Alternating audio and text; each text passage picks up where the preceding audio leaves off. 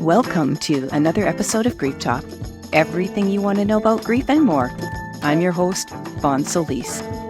As an author, mentor, and bereaved mom since 2005, through guest interviews and coaching, here's where you'll always get great content that is inspiring and practical to help you heal after loss. Today's guest is Jessica Frasier. Jessica is a licensed professional counselor, certified integrative mental health professional, and an advanced grief recovery method specialist. Jessica works with children and adults and has provided counseling services in schools, private practice, trauma, and grief centers. So welcome to the show, Jessica. As I have mentioned to you, I am so excited that you are part of my Grief Talk podcast community. So thank you for being here.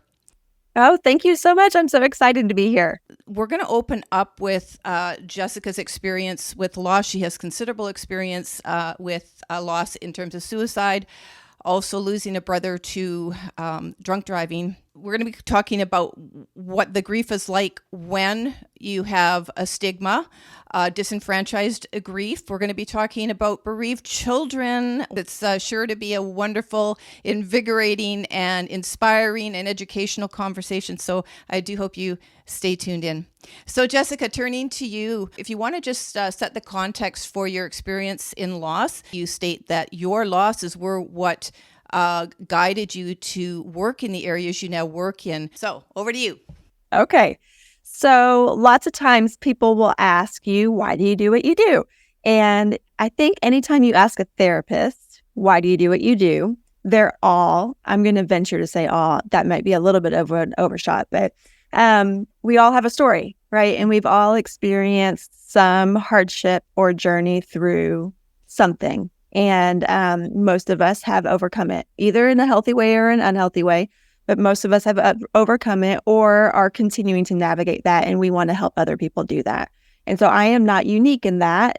I have a story too. And mine is full of loss from a very, very young age. In fact, from birth, really, my biological dad was never a part of my life. And so when I was 4 months old, we left him and I never saw him again. And so I always knew about him and knew his name. And I have a half brother somewhere out there in Michigan. But so from birth, I was experiencing loss of some sort. And throughout the course of my life, I've experienced many, many losses, from pet loss to moving to witnessing domestic violence to then suicides, 2 different suicides. When I was 13 years old, my stepdad died by suicide. And then when I was 22 years old, my boyfriend died by suicide. And so even though I have a history of loss, those were the 2 that I contribute to why I do what I do, because there's so much stigma attached to those losses. And in 2001 was the first one, and there was really a lot of stigma there. Mm-hmm. And then in 2009, we had started as a country getting better about talking about suicide and acknowledging the magnitude of it, but it was still something that I felt very passionate about getting out there and becoming an advocate for. And then, like you had mentioned, my brother died in 2015 from a drunk driving accident, and he was the drunk driver. And so lots and lots of different losses, and that's why I do what I do, because some of those I did not deal with in a healthy way. In fact, many of them probably, right? But as I've grown and evolved and done different support groups and reached out, I've experienced grief in really unhealthy ways. And then I've also experienced what it feels like to grieve in a healthy way. And after I did that, I remember very clearly sitting in a grief group, a support group for survivors of suicide loss, when I was weeks after my boyfriend had died. Mm-hmm. And I was consoling people who had been bereaved 3 years or longer more than I was getting support. And it was at that moment where I thought, oh, this is what I need to do. Mm-hmm. Just stepping in real quick there, I was the same. What I want to just point out here, so your stepdad died in 2001, your boyfriend in 2009, my daughter was in 2005, right in the middle. And I can guarantee you today with the suicide survivors, what they're experiencing, it is exactly the same as back then. I do want to talk a little bit about unhealthy versus healthy grieving. That's something you and I really connected on. And I remember we were talking about there may not be a right way to grieve, but there certainly is a wrong way to grieve. And I want to dive into that just a little bit. So I think that if you're in the therapeutic world and you're advocating and you are grieving in a healthy way, that's what you tend to sort of focus on and bring people through that process. But I believe there are millions out there, millions that are in the unhealthy grieving way. But in terms of the work you're doing, let's talk about that, the type of counseling you're doing. I love that you recognized I'm sitting in a support group and I want to be healthy. I don't want to be stuck here. And that's the point I wanted to jump on is I found the same thing without any disrespect to support groups. I found there are a lot of people stuck in their stories. So in the work you do, you're obviously focused on recovery, healing. So with that, why did you call your practice Hope Again? And how does your work encompass helping people find hope? So before I answer that, let me say, when I was bereaved by suicide the second time, and I was seeking help, people asked me, are you going to go see a counselor? Are you going to go to a therapist? And my answer was an immediate no. And so as a therapist, I want to acknowledge that because I said, I cannot go talk to somebody who does not know what this experience is like. I can't. I cannot go look in the yellow pages, which they were still kind of a thing then, but go look and say, call therapists and say, have somebody you love died by suicide? Because if not, I can't see you. You don't get it. And so I was very adamant about that. That's why I went to a support group specifically for survivors of suicide loss. Now, in hindsight, after knowing what I know about therapy, I'm not as adamant about that, but I do feel like you have to have some relatability to the people that you're going to for help. Otherwise, there might be some perceived judgment or there's a lack of understanding. And if you don't feel a connection with the person that you're seeking help from, you are not going to gain as much ground as if you were talking to somebody who has maybe not the same experience, but like situations. And so I don't think that you have to be a parent to counsel a parent. I don't think that you have to have experienced a certain type of loss to mimic that. But I do think we have to be relatable and we have to find people that we feel safe and comfortable with. So I wanted to speak on that before I answered your question. Just to speak quickly to your point that you don't have to have the same experience, I agree wholeheartedly. I've modified what I have learned in therapy and trauma stuff to my world. And so you can gain tools and information from anybody who's really good at their job. Do you run into people who aren't comfortable with the word hope and healing? I haven't. In fact, I have found I've had clients call me out and say, well, that's not a very hopeful statement, Jessica. And so I appreciate that because you can't heal without hope. It's impossible. Like hope is the belief that what you desire to come true will come true, right? And so I appreciate you asking me about my name because it was one of those moments where I just wrote down, like, what do I want my therapy practice to be? And I wrote down all of the words I could think about. And there was, the counseling word, hope, trust, healing. I don't even remember what all of the words were, but it was like a brain dump. And then I went through and just circled the words that really stood out to me as, what do I want for my clients? And most of the time I have found when people seek out therapy, it's out of desperation. And I hate that because I wish we would all just go as a normal checkup, like a normal medical checkup. Just go see your therapist too before things become desperate. But when we get to that place of desperation, we've almost lost hope. Like there's no marriages. They don't go into counseling until divorce is on the table, right? Yeah. Or I can't get out of bed anymore, and so need to go to therapy. whatever the reason may be. And so my goal, my hope is that I can come give you some hope. You can come see me and I can fill you with hope until you have enough of your own to continue that healing journey. Yeah, and what you're saying is so important, but the compassion, the empathy, the gentleness, the understanding that it takes time to find that little bit of hope, but we're here to help you do that, because that was missing for me. Is I was looking in, for something that would give me hope I could survive. So I was really scared about dying. Okay. I was really scared that I couldn't find my way out of the darkness, the blackness, despite being married and having my surviving son. And I know a lot of people feel really guilty that they don't want to live again when they have people to live for who are like surviving. So it's finding little tiny things from my perspective. And I want to ask you, where do people find hope? For me, it was grabbing the tiniest little thing as I could grab onto it. And just that's what I focused on. I had no idea about my capabilities and my potential. And I was working hard, but for minimum wage, but I was educated, and had been doing professional work. I couldn't see that in my life anymore because I'd completely lost perspective. So I focused on, when I finally did go to therapy, well, let me fix my relationship. And so totally for years and years and years, didn't even touch the grief. And I'll be honest, I've never gone to a therapist for my grief, ever. Because I get help from the divine.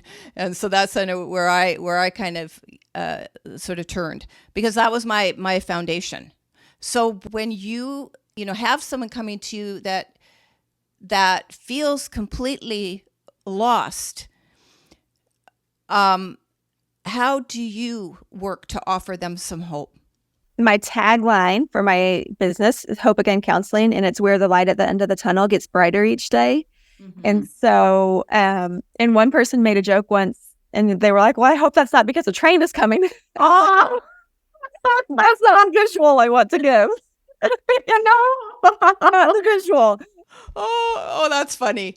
When people call me in their midst of their raw emotional pain, yes, I get excited for them. And I convey that to them, and I tell them, I am so glad that you're calling, and I am so excited for you because it's not going to be like this forever. Yeah. Just the fact that they have called you is a sign of hope. Yeah, absolutely. Yeah. And I'm going to walk this journey with you, and it's not going to be this intense. And I always acknowledge on that very first conversation, it is always going to be sad. This is always going to be sad, and it's always going to be painful, but it doesn't have to be this intense. That is key, what you're saying, Jessica, because acknowledging that, and I am 100% with you, and it sneaks up on you the more years you're in this, right? It sneaks up on you, but you're right, it's not as intense, it's not as long lasting for most people, certainly not for me, and anybody I've ever talked to, they agree with this, but you can't expect that to not be part of our basic makeup now, right? Yeah, and I love giving that, hope, future planning for people. I've had people respond with, I've told people, you're my favorite type of client, and they've responded with, well, I'm not my favorite type of person right now. I don't know how I feel about that. And I'm like, that's okay. I'm going to be there for you through this, because it's such a beautiful journey. Walking people through their journey of grief truly is the most rewarding thing I've ever done. And I wanted to speak on hope just for a second. My pastor did a series at church back in May during Mental Health Awareness Month. And one of the quotes that he said that stands out to me all the time is, we should hope in the supernatural and trust in the natural. And so we are given both. We are given that hope. So if you are a believer, to hope in God, but then to also trust in the people that he's put on this planet for you. And it's okay to seek help. And sometimes people come to me almost ashamed for seeking help because of their religious beliefs. And I love that was put out there in the atmosphere, because you don't have to be. We can get help from whomever is available to help you. Yeah, just generalizing here, of course, in religious beliefs, what would it be like that God has given you this experience and you're strong enough to take it? Like, I don't know, what is rude? What's that not asking for help or feeling shameful about it? What is that? Like it's supposed to be me and Jesus. I'm supposed to be able to just pray it away. I'm supposed to ask God to heal me. And I'm supposed to be better. I'm not like this shoulds and supposed tos, right? They all imply judgment.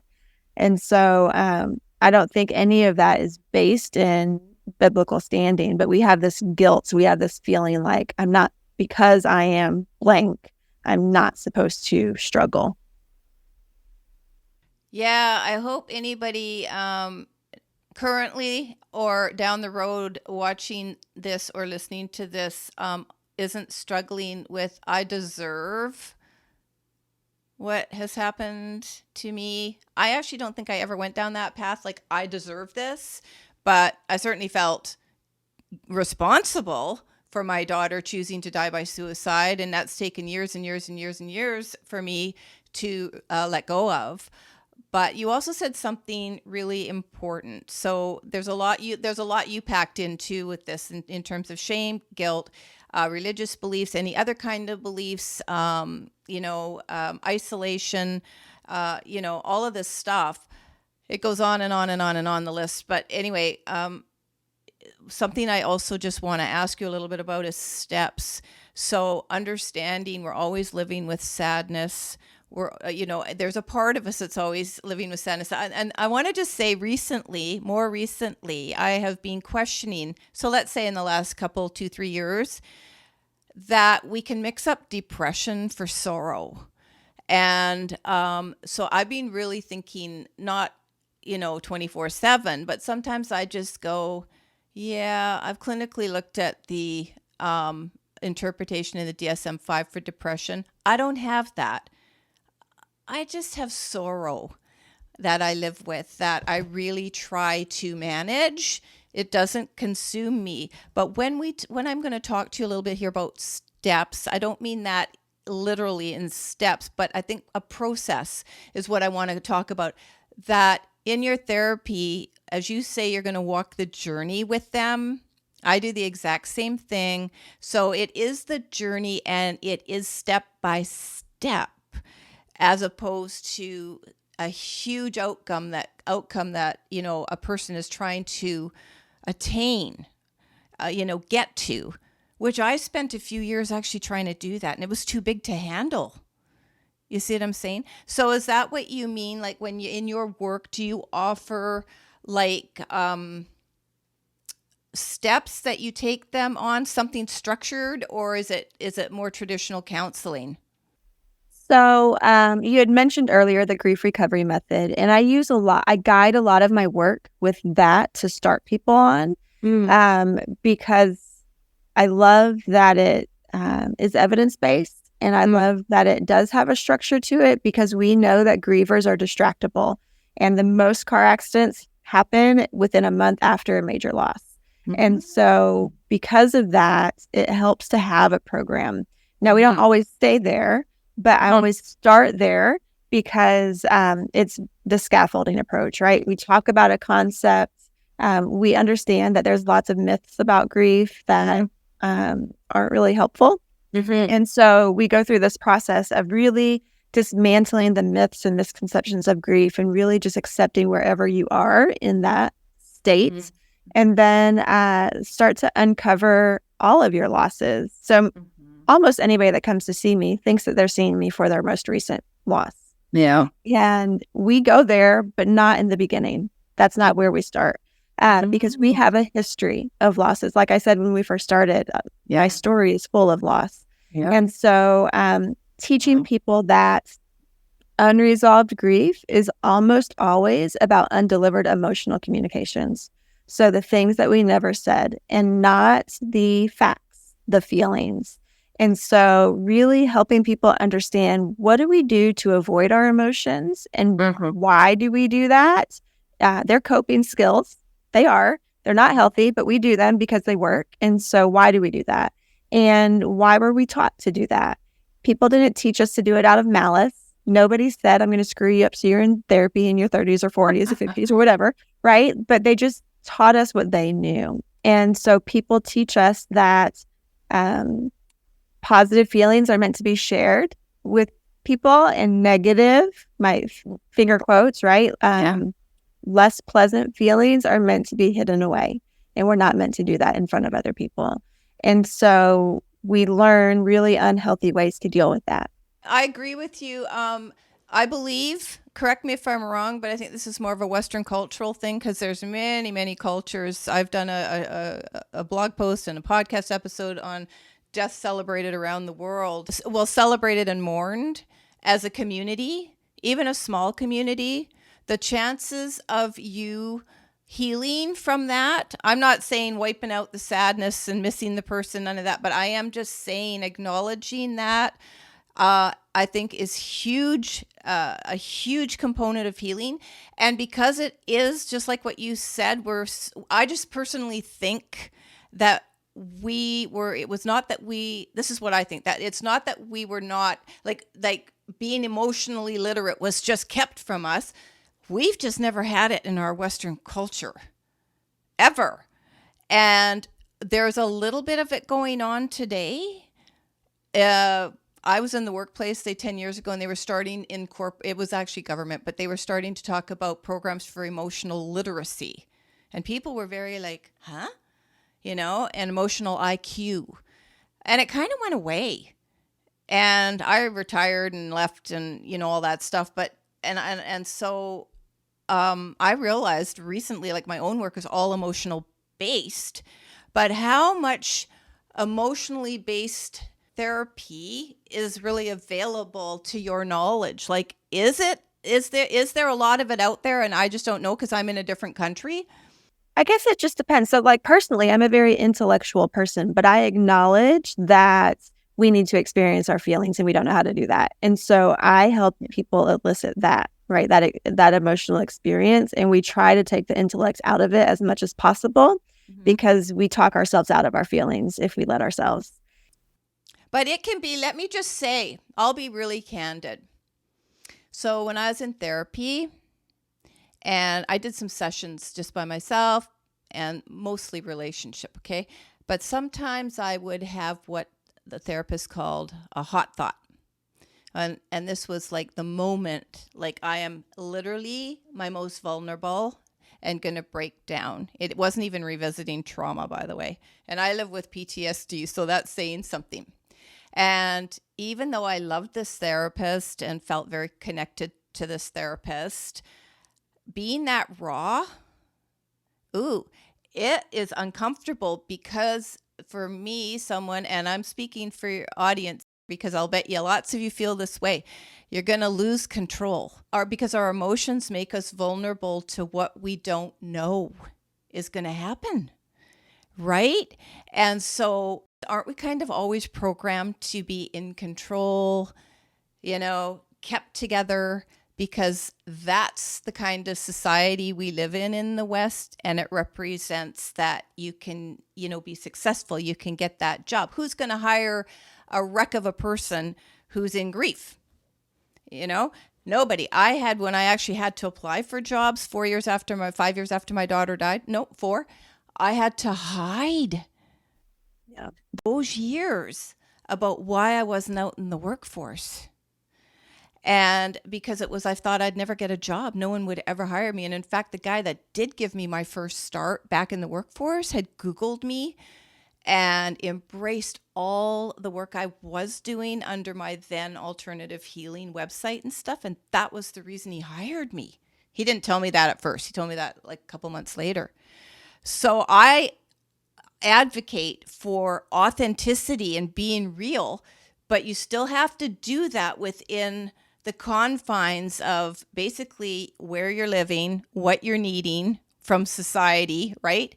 What you're needing from family. But I think that has hurt us the most culturally, is to be so emotionally unsupportive of one another and illiterate about ourselves. It's scary. Whenever we haven't let ourselves be that raw, there's a fear that maybe I get stuck in that pain and I never get out of it again. So I don't want to experience that. There's so much fear around it. And I always teach people, you have to find your safe people, the people that are going to let you be emotionally real, and they're not going to try to judge you, analyze you, fix you. They're just going to be there with you in that moment. So in my office, there's tissue. And I tell people on their very first visit, I have a tissue box. It's right there. I'm never going to offer you any. You know where it is if you ever need it. Because what's the first thing you do when somebody offers you a tissue? Take it. You sniffle and like, oh, I'm sorry, right? And you stop. You stop that flow of feelings. We apologize for crying. I'm sorry. Oh, yeah. Oh, my. And then you stop letting those emotions out. And if we know unresolved grief is undelivered emotional communication, then we have to get that out of our bodies. Our bodies aren't meant to hold on to that for so long. And so everybody knows I've got tissues. I'm never going to give you one, but they're there for you if you need them. Yeah. But you just said something so important. So unresolved grief has to be released. Yeah. And I just want to touch on this. One or two things, people who aren't going to therapy, because a lot of people also don't have money for therapy. You know, that's one issue. I read coaching has overcome therapy not long ago. Like, it's a multi-billion-dollar industry. What would you suggest to people to, number one, be aware that they're dealing with unresolved grief? I mean, that's just basically feeling pain, but I think a lot of people are disconnected from their emotional pain. And what are a couple ways that you would recommend a client to release unresolved grief? Definitely, we have to notice when we're avoiding our emotions. What are we doing when we have a feeling and we don't like it, so we do something else? So when we start mindlessly scrolling on our phone, is it because we were avoiding something that came up? When we go eat a dozen cookies, are we doing it because something came up and we need some comfort and we don't know how to deal with that? And so I think the very first thing you have to do is identify when you're avoiding things. And that might be hard to do on your own. And you might have to have some people in your life that can call you out on that and say, hey, what are you doing right now? And I think we can find those people. Sometimes we have to train people to be our safe people, but they're definitely around. For example, I tell people all the time, and I've said this in other places, but my husband was not a safe person for me for a while because he loves me and he was trying to fix my problems, right? And so I would come home frustrated from work and talk about my day, and he would come up with solutions. And how can I fix this? And what do you want me to do for you? Like, loving me in his way. And so I stopped talking about my day until I learned that I could tell him, hey, I need to tell you about my day, but I don't care what you think. And so that gave him permission to just sit and be present. Just sit there and be there and hear me and not try to fix anything. And then I could share my day, feel whatever feeling I was having, and then be done with it. And so that to me is a beautiful saying, and it may sound rude. I don't think it is. It's just honest, right? Don't tell me what you think. I don't care. Don't try to fix this. I don't need you to. And once you've trained people to do that for you, then they are your safe people, where they can just sit there and be present. And that's what we need. Healing happens in community. When babies are born, they cry for a few reasons, because they need a diaper change, because they need to be fed, or because they need physical touch. They need to be comforted. And that doesn't go away the older that we get. Healing happens in community. We need people. And sometimes we have to teach people how to do that for us. This is a beautiful segue into, so you've said a couple of things I want to touch on. So the reason I was in relationship therapy is basically for that. And we're going to touch, and we might as well go into it right now, when we expect, and I think this is part of unhealthy grieving, but I want to talk to you and I want to tie the two in together. So unhealthy grieving, you actually say that yourself, that I guess you told me that, and maybe you're more open about it elsewhere, that you practice unhealthy grieving for a while and then realized you wanted to grieve, the health in a healthier way. The thing about the relationships, any kind of relationship, spousal relationship with adult children, siblings, parents, whatever it is, friends, when we are not dealing with unresolved emotional pain and emotions, just anger, whatever, and stuff it in. We're in pain. We're really frustrated. We're disconnected from our relationships, and we don't know what to do with our emotions. So we're turning to things that are unhealthy for us to distract ourselves. As you mentioned, it could be eating, it could be devices, it could be just going out, it could be partying. I don't know. It could be overworking. Whatever it is, it's taking us away from what we truly need, which I believe is connection. And what you said, so I'm tying those thoughts into what you were honest about with what you needed from your husband. I just need to spew out what I need to spew out. I just need you to sit there and listen. And I'm going away with that from this episode, going to try that, because that was a huge problem in my relationship. And my husband was the stepdad of my daughter. So already there's a disconnect because you haven't lost what I lost. And so this is tying into when we expect others to grieve the way we want them to, the same way we're grieving, because then they're going to get us. Then they're going to understand us. But that is unhealthy, isn't it, Jess? So I wanted you to speak just a little bit on this disconnect when we're grieving unhealthily and what it is besides connection, or is it all about connection and listening that we really just need for the healthiest type of grieving? Yeah. So you said at the very beginning, and I don't say it very often because many people would not like the phrase, there's not a right way to grieve, but there is a wrong way to grieve. And I'll tell you, the wrong way to grieve is by ignoring your grief, right? Yeah. That's simply put, when you ignore it, when we pretend like it's not real, when we pretend like it's not affecting our day-to-day life, eventually it'll come back to bite you in the butt. And that's what happened with me. So when my stepdad killed himself, I was 13 years old, about to turn 14, and suicide was not a word we used in everyday language. We don't talk about it. And so I remember my mom was really mad that it said suicide on the death certificate. So mad that we didn't say that word again. And it took years, so we didn't talk about it. And I was removed from my mom. I lived with my grandparents for a while. My mom and my brother lived with her friend, and that was my choice. And I talked to her once about this recently, and she said, well, I can see why you think we didn't talk about it because you weren't in the same house with us, but I talked about it all the time. So that's different because her experience was very different than mine, and I had some judgment about that for years. But I didn't talk about him, and we didn't use the word suicide because nobody knew how to respond to that. And so it wasn't until 2 years later that I had a full-blown panic attack in 9th grade, and I remember it to this day very clearly what happened, and I lost complete control of my body. And now I have so much empathy for people who struggle with panic attacks, which maybe is why I experienced that, so I can relate to them. But that was the point that I realized, and it was on the 2-year anniversary of his death. So I went home, realized it was the 2-year anniversary of his death, had never experienced a panic attack in my life. And that was the first time where my body said, I've had enough. I can't hold on to this energy anymore. I'm forcing it out. And so our bodies hold on to energy for as long as possible, and eventually it comes out. I had a woman once who came to me, and her mother had died, and she said, I can't let this turn into cancer. I can't let this consume me. And I told her, you get it, and you're going to get through this. And so when my dog died, my precious, precious dog, I love him so much. He lived 15 years with me. And I had to get a night guard because my body, I thought I was dealing with it intellectually during the day. I was. Yeah. My body was telling me you're not dealing with it, and forced that energy out at night with me clenching my jaw. Never had a problem with that in my entire life.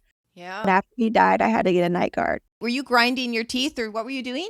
I was clenching my jaw. Clenching your jaw. Oh, yeah. So my body was forcing that energy out, right? Like, if you're not going to deal with it during the day, Jessica, I'm going to deal with it at night. Yeah. And so I think it's really important to know that we think we're dealing with it. We think we're hiding it. We think we are whatever, but your body can't hold on to that for so long, forever. And it comes out. Ulcers, night clenching, literal cancer. Yeah. Sickness. And then to your part about disconnection. So when we are ignoring our grief, Mhm. we are not being honest with ourselves, and we are not being honest with the people around us. And even if we're not doing it intentionally, which I don't think many of us are, I Right. think it's unintentional because we don't know how to deal with it. Yeah. But because of that, that immediately causes a disconnect. And we start dealing with our grief in ways that are tangible, that make sense to us. So chocolate, shopping, 3-mile runs instead of a mile run or whatever it is. And so that we become more and more disconnected from the people in our life because we're trying to numb or make this uncomfortable feeling go away, and we don't know how. And so I think that disconnect naturally happens. Yeah. I have two things I want to really quickly say about that, possibly three. So first, to your point, is about the body holding the pain for so long, and then the energy needs to be released. I've done a lot of work in this myself. Was very cognizant of it in my earliest grief. And so noticing where you're tight, where you have stomach pains. For years, I had stomach pains, chest pains, felt like my lungs were glass. It was diagnosed as stress. It really was post-traumatic stress disorder. To the point sometimes I couldn't breathe. I had to sit down. It was awful, but I didn't know what it was. Doctors thought it was just stress. So a lot of it is just noticing, what's going on with your body, being so aware. So when we're talking about unresolved grief, and you said back a while ago, people that come to you, you got to go right back to your first losses, because how can we possibly expect to be supported in our various grief within our closest relationships and even beyond if there is so much repressed and suppressed grief and pain from stuff decades ago? And that might be the real initial reason people are already disconnected, and then adding loss and trauma on top of that. You can see what a can of worms it is, audience. It's horrible. And it really does require introspection, support, help, and all kinds of, I think, healing modalities, because there's a lot of stuff in there to unpack. And I also just want to really quickly acknowledge that in terms of us expecting people to be there for us, to understand us in our grief, impossible if they don't understand their own, which is just building on what I just said. But where then, besides therapy, where, Jessica, and just like based on your own experience, where you decided, I want to grieve healthily and possibly even heal, where did that come from within you? Because you did come from a heck of a lot of loss and trauma. When, gosh, I feel like this is such an easy answer. Nobody's asked me that before. But for me, an easy answer for me, when my boyfriend died by suicide, just 8 years after my stepdad, my immediate thought was, I cannot do this the way I did it before. That was so simple for me. I was like, I'm not going to do that. I'm not going to hurt like that. I am not going to suffer. I'm not going to let my body have that panic attack again. I'm going to do things differently. And so first loss, got zero help, ignored it, pretended like it didn't happen, didn't tell really hardly anybody about it. And we moved. So that was easy not to tell people about it. And then this loss, I immediately sought out a support group at one of those online forums you were talking about. I found one, and I immediately started utilizing the back and forth, telling my story. I spoke with his family in-depthly, like all the time, and we were very intentional. We spent holidays together. We talked about him. We shared memories. Totally different than the way I did it the first time. Yeah. And it was 100% intentional. Yeah, I love that. So you said a couple things, stories, and speaking often about your lost one.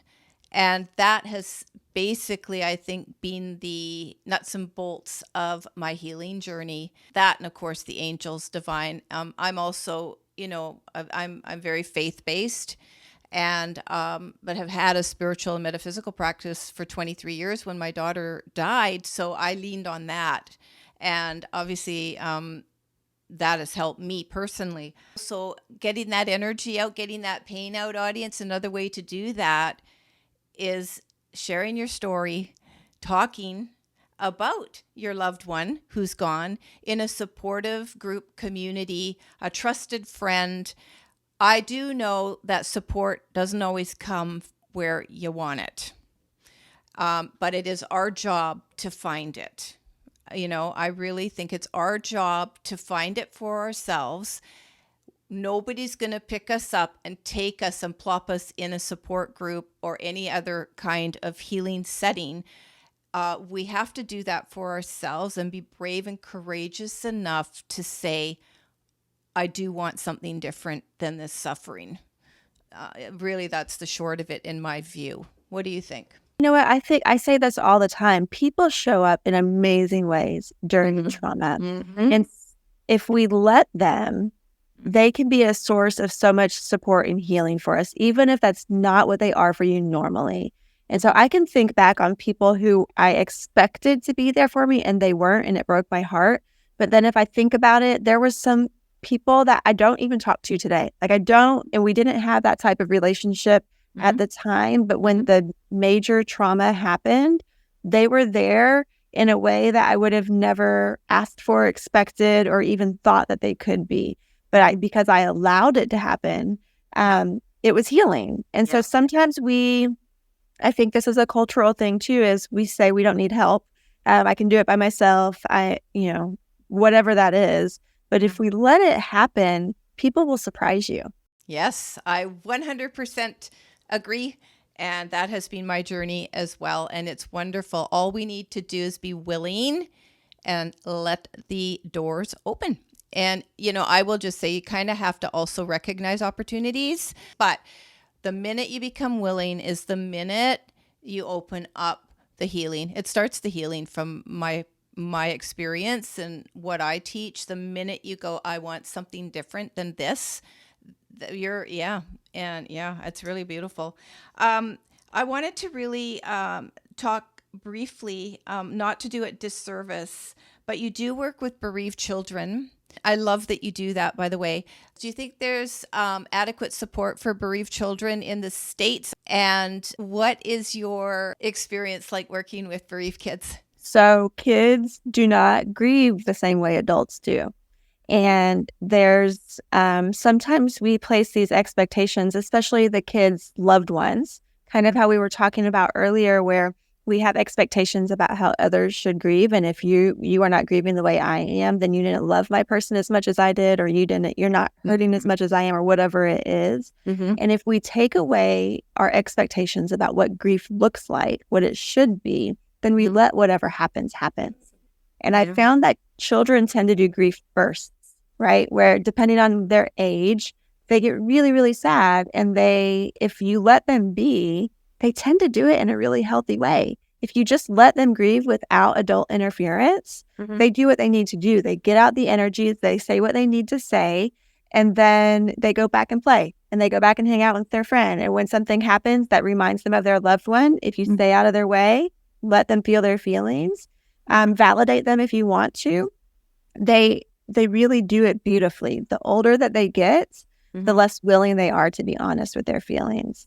So there's research that says by the time somebody is 15 years old, they've heard over 23,000 times some version of don't feel bad, don't feel your feelings. So don't feel bad, here's a cookie. Don't feel bad, there's plenty of fish in the sea. Don't feel bad, we'll get a new goldfish tomorrow. Don't feel bad, grandma's in heaven. Don't feel bad, whatever, right? So by the time they're 15 years old and you ask them what's wrong and they say nothing, of course they're going to lie to you because they've been told their entire life not to feel their feelings. If we just step back and say, feel them, feel your feelings, whatever they are, that your feelings are not my feelings. And that does not mean that they're wrong. That just means that we're feeling different things in this moment, and that's okay. And so really letting kids be however they need to be without trying to fix it is the best thing anybody can do for their children. And me working with kids, I love it. It's beautiful because not every time they come to me are we crying. And not every time are we talking about their loss, right? Because that's a piece of the story. That's not the entire story. And so it's such a unique process with kids because it's really wherever they are, whenever they are. And sometimes if the loss happened when they're 8, they don't want to talk about it. But then when they're 15 or when they hit puberty or whatever, then something happens and it triggers all of these emotions and things, then they're ready to talk about it. And I think if we just let kids be kids, you're going to do them a world of service. Is one of the key things, just to finish this is a huge topic. We're just basically giving a nod to it, recognizing children are bereaved people. We can't protect them from their feelings. I did it wrong. I'm going to say I did it wrong. Did the best I could, but I was so messed up myself. I think my husband just kind of wanted to keep things normal for our son. And you'll hear that. Just keep it normal.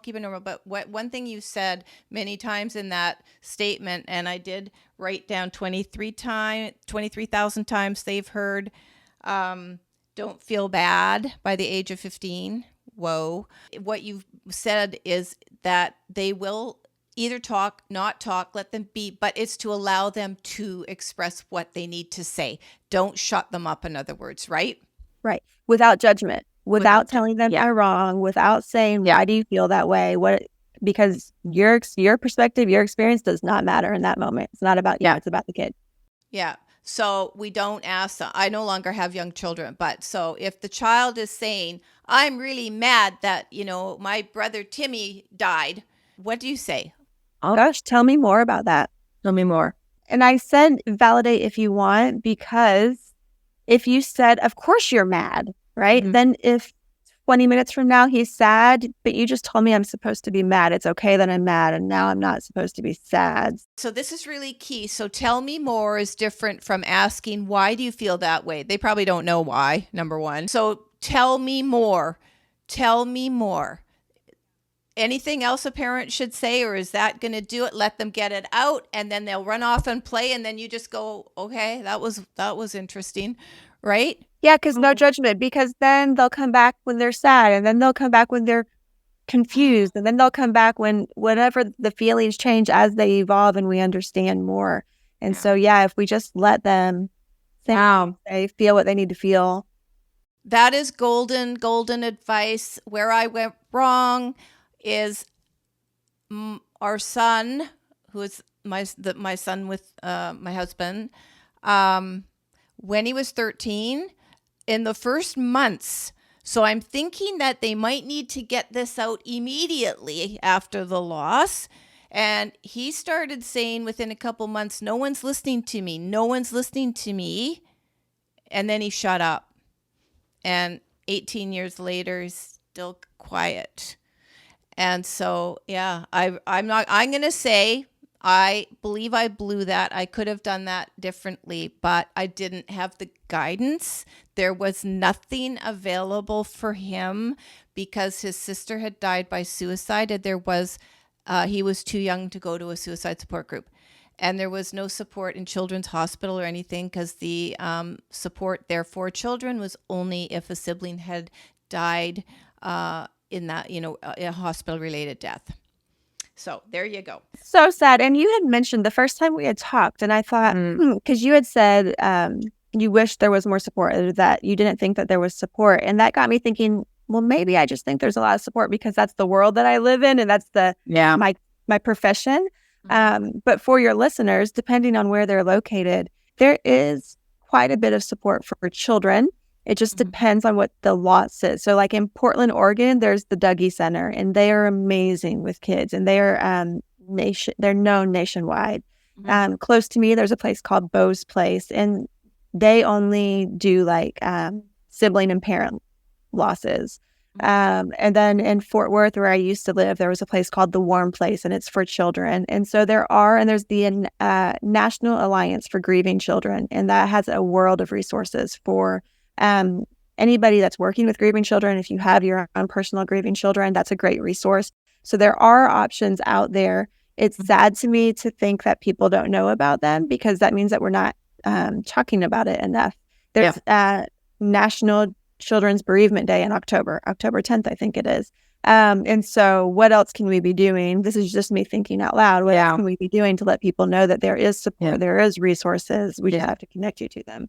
In all fairness, let me say two things. I'm in Canada.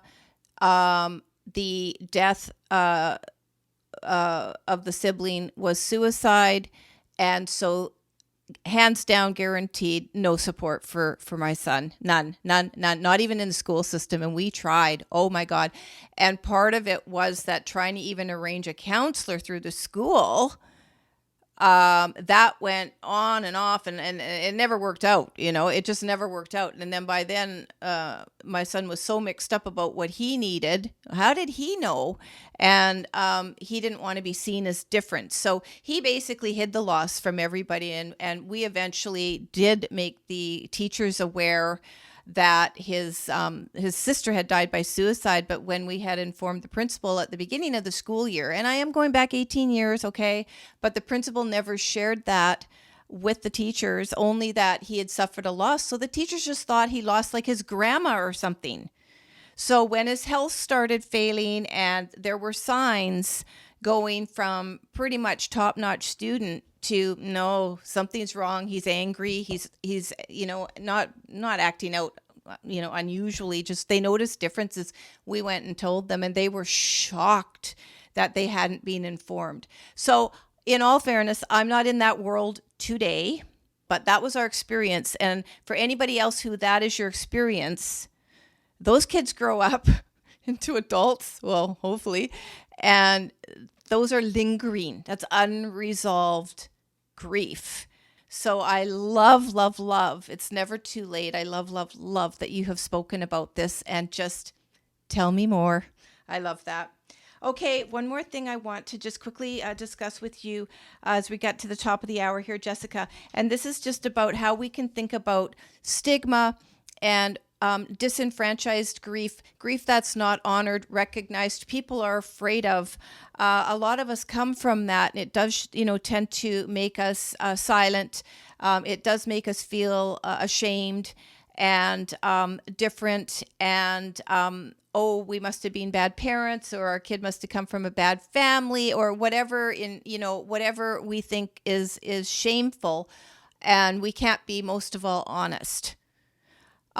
What are your thoughts on how people who are dealing with stigma and disenfranchised feelings of grief, what can they do for themselves to honor their experience? People experience disenfranchised grief, and this is basically grief that other people don't view as worthy of grief, right? Mm-hmm. And gosh, it's awful because there's so much judgment there. But there's two things that I think about this that are really important: is you're honest first. And so when somebody says, how are you doing? You tell the truth. Yeah. And you do not say, I'm fine. I don't remember where I got this from. This is not mine. But somebody once upon a time said, fine stands for feelings inside not expressed. Oh, I love that. Sir, cop-out answer, you're not allowed to say it. So when people say, how are you doing? You say either the truth of, I'm doing great, thank you for asking, or you say, you know what, I'm having a really hard day, thank you for asking. And if it's somebody you trust, you give a little bit more. But that's how you start breaking this cycle of keeping that energy in your body. You tell the truth. You tell the emotional truth. If you don't feel safe to tell the facts, don't tell the facts. It doesn't matter. Grief is an emotional experience, not an intellectual one. So if you don't want to say why you're feeling the way you're feeling, that's okay, but be honest about your feeling. And when some people say, oh my gosh, tell me more, what's going on? You can say, thank you so much for asking. I'm not ready to talk about it, but thank you for hearing me, right? Just being honest with your feelings, step one. And then if you are honest with the facts, for example, when my boyfriend died, and I told somebody once, I remember she was a teacher, I said, my boyfriend killed himself 2 weeks ago. And she said, oh, well, at least you weren't married. Yeah. Oh. Yeah. Or I had told somebody once that was my second suicide, and the person said, wow, what's wrong with you? Trying to make a joke out of it, right? Like lightening the situation. And there's many, many, many more examples. But my advice today would be to tell people to call them out on it, and however you feel comfortable to do it. My response now is, thank you, that's not helpful. Please don't say that again. Right? Wow. That's kind and direct. And you're teaching somebody in that moment, that hurts me, and I was being honest with you about something. And that's saying that in just very few short words. Please don't say that again. That wasn't helpful, or that hurts me, or whatever it is that you want to say. And so those are the two things that I would say for anybody. Be honest about your feelings. You don't have to be honest about the facts. It doesn't matter. It Yeah. really doesn't. Yeah. Your feelings are what's important to be expressed and honored, and really honor them. And then when people say dumb things, which they will, especially when it's disenfranchised grief. So incarceration, that's another one. Well, they deserved it. That's why they're in jail. They did something bad, right? Well, that dismisses your feelings, and your person is still a person, and your relationship is still valid no matter what they did. And so and teach people that. That is almost an episode on its own, to discuss, because it kind of goes with the stuffing the emotions, and we stuff our experiences because people don't want to hear about them. And so one of the ways from my experience, my perspective, to handle this is, if you're still not brave enough, I pick and choose who I honestly tell, like, people how I'm feeling. But even I have to struggle sometimes with that, depending on the setting I'm in. And just going, oh God. And so I've learned to just honor them for myself and accept that not every situation is going to allow me to be honest. So I'm in a situation in my life I can basically control and manage my schedule. And I'm not having any more to go to a job, but like, say, when you got to show up for the job and you're certainly newly bereaved, holy smoly, in whatever way you're bereaved, having to show up for whatever is an obligation, and the mask goes on and the feelings get stuffed.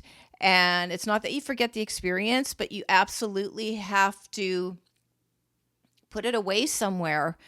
And when you reach a point in your life where all of that becomes a choice, you're not necessarily having to show up for anything unless you've scheduled it in, then that's where you start to get to be a little more discerning about what you're doing, who you're hanging out with, what kind of things, are making you feel content, even happy, dare I say. Grief is also very much experienced based on the relationship we have to the person we've lost.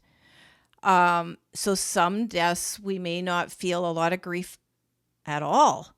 And in my case, I really didn't feel a lot of grief with my mom's passing, my dad's passing, a whole bunch of other deaths that have happened, even my daughter's biological dad passing. A lot of them just kind of went over my head because her death really rocked me. So I don't know how it would have been for me if I'd lost my mom and dad first and never lost her.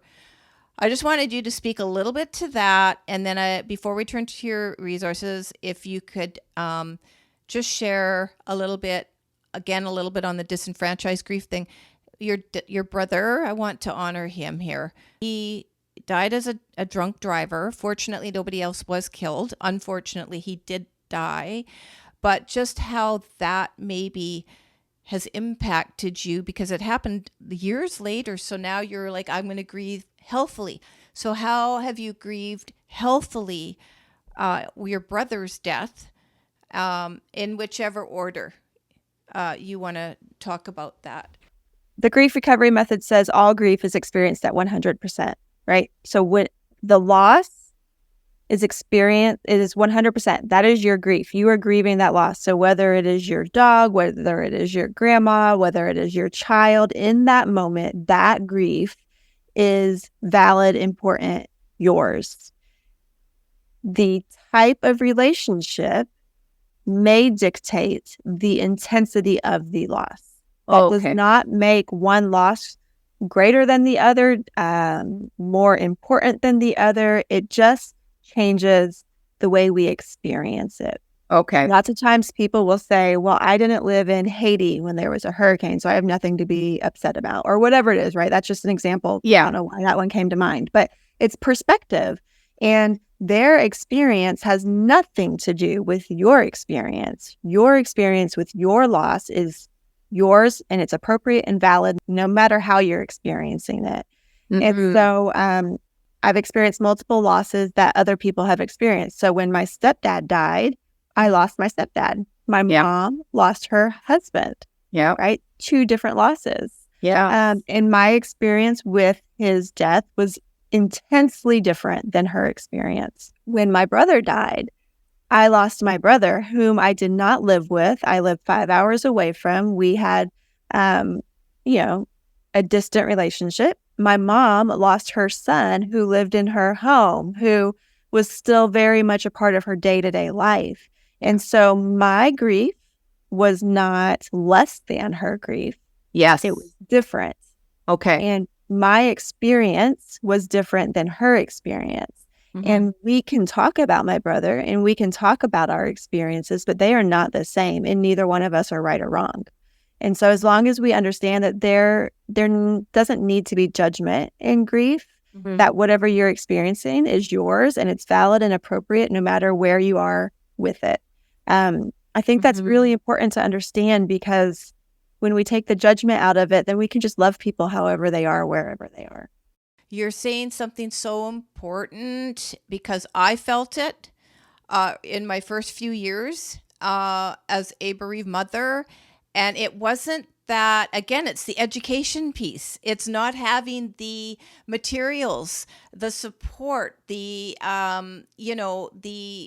therapy available, and so you're muddling through this, not really knowing what to make of your experience, not understanding it yourself. Is our natural tendency then to go, well, you should be feeling what I'm feeling. Is that where that comes from?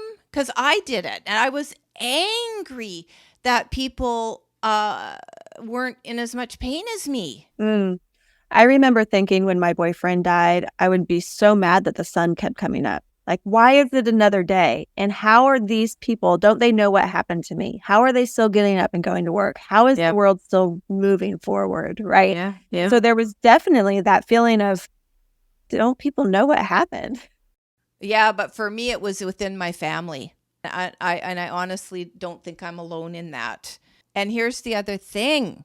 You see, my family, I love you all, but they wanted me to be the person they had known.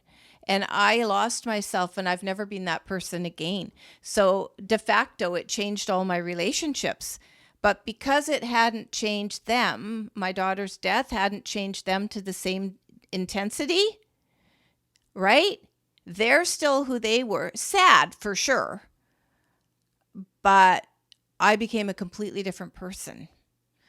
And I want to just give a nod to that, because that does happen. And then as a result of that, and being so frustrated because I'm not that person anymore, and with lack of communication and all the other stuff we've talked about today, taking that on and expecting myself to be someone, not the same person, but someone I can't be, right? And even trying to figure out who that is. I'm still trying to figure that out 18 years later. Who do I really want to be? How has this affected me?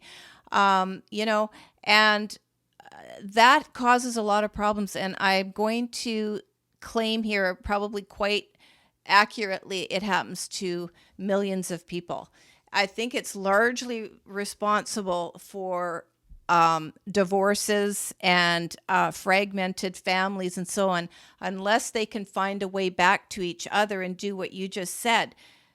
Recognize and respect each of us having what you said that I haven't heard before, and I'm going to remember this, is a 100% grief experience.